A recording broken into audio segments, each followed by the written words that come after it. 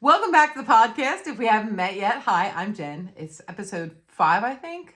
Man. Anyway, we talk about a lot of stuff here. Sometimes you need a tinfoil hat, sometimes not so necessary. Little freaky deaky things that are going on in the universe and the world around you. And starting this time with a California startup called GRU Space.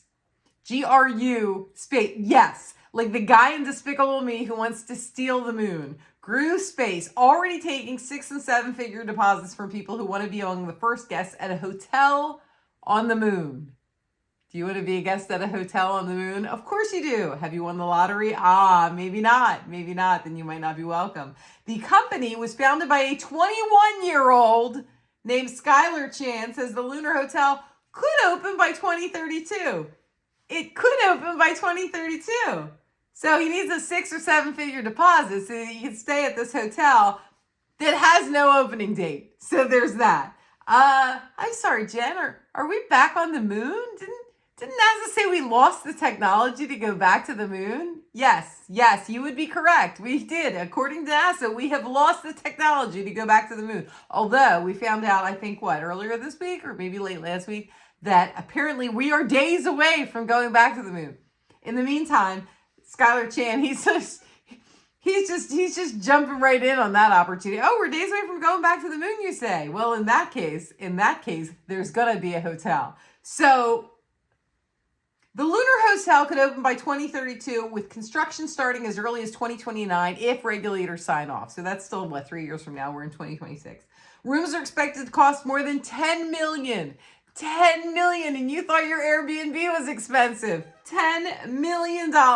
Eager space tourists can lock in a spot now with deposits ranging from $250,000 to $1 million, depending on the package. GRU Space, again, the guy who wants to steal the moon from Despicable Me. That's what you've named your company after. Because how could you not take that seriously? I mean, Minions. GRU Space plans to build the hotel using robotic systems that turn moon soil into construction blocks, which would avoid the cost of hauling the materials from Earth. That makes sense. I tried to say it with a straight face. I really did. Chan says the goal is not luxury travel, it's laying the groundwork for permanent human life beyond Earth. And while the moon hotel sounds like sci-fi, the founder apparently has some credentials. NASA-backed projects, Berkeley grad, Air Force pilot training, acceptance into Y Combinator, and 21 years old. So I don't know how he got the rights, though. Like, why could I sell hotel rooms on the moon? I want to see. I want to see his operating license. I want to see his land deed. How's he putting a hotel on the moon? I mean, who do I call about that? I don't think my realtor handles moon. Maybe I need a new realtor. I don't know. Assuming you're on social network, and if you're seeing this, you're probably on social network. Are you still backing up your pictures? I'm kind of bad about it. I stopped paying for storage and I try to back things up. I have a portable external hard drive now, and I've moved the family pictures about 1,000 times. But like, my kids started being born in the early 2000s. And so I had everything on a hard drive, and I had all their pictures, like literally from the time my son was born. I've had all their pictures on hard drives, and I've moved them. Fortunately, I've been able to move them before the computers died on me. So I still have every picture I've taken of the children that I've taken that has been put onto the hard drive. Now, phones, that's a whole different thing. I mean, I've been through, I don't even know how many different phones in the last 15 years. And so have I moved all of the pictures? I don't know. Maybe, maybe not. Here's the thing. The good pictures I tend to share on social network. That's what I do. Especially my mom, God rest her soul, lost her 2 years ago.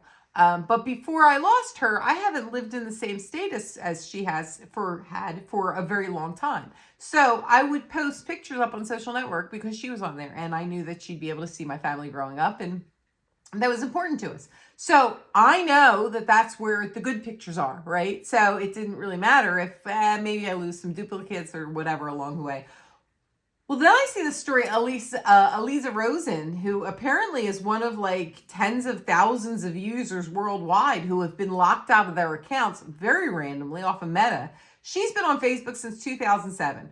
Her account, photos, friends, connections from her work.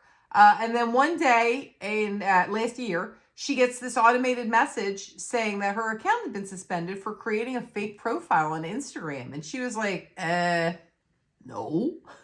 No, I didn't, but thank you. She looked for the account. She couldn't find anything. So then she was like, well, I'll just get in touch with somebody at Meta. It'll be fine. No. No. See, if you don't get to speak to a human being unless you pay for a verified account. Now, I did not know that was the thing. I mean, I knew verified accounts were a thing. I'm not paying for a verified account. Either you believe I'm me or you don't. Hi, I'm me. I was not generated by a computer. I'm a real human person. Flesh and blood. I don't know. AI could probably do that now. I didn't even know how to prove to you I'm a person, but I am a person. AI wouldn't be this ridiculous. So there's that. But yeah, has been locked out of her account now, and she's not willing to pay thousands of dollars to have somebody help her recover her account, and she's just locked out. So she's just lost that stuff. And I'm like, man, that would bum me out. Like that would bum me out a little bit, I think. Just a little bit. Am I going to back up all those pictures I have on there? I don't have that kind of time. I don't. And you know what? I saw recently, there was somebody who does estate auctions after somebody passes, and they were showing like all of these pictures that they have because they feel bad throwing away pictures. These are family pictures. But after you're gone, nobody wants your pictures. Like, nobody wants them. So why am I saving all these? Well, because I think one day my kids might want pictures of them when they were babies. I think, maybe. 1 out of 3 of my children has expressed any interest whatsoever in the pictures when they were younger. I did make a very abbreviated photo album recently of just our family since the beginning. And when I tell you abbreviated, it's like husband and I have been married coming up on 30 years, okay? We've had a family for well over 20 something years. This was like a 25-page photo album. There were like three pictures on each page. And I just have all pictures of the kids when they were growing up and, like that.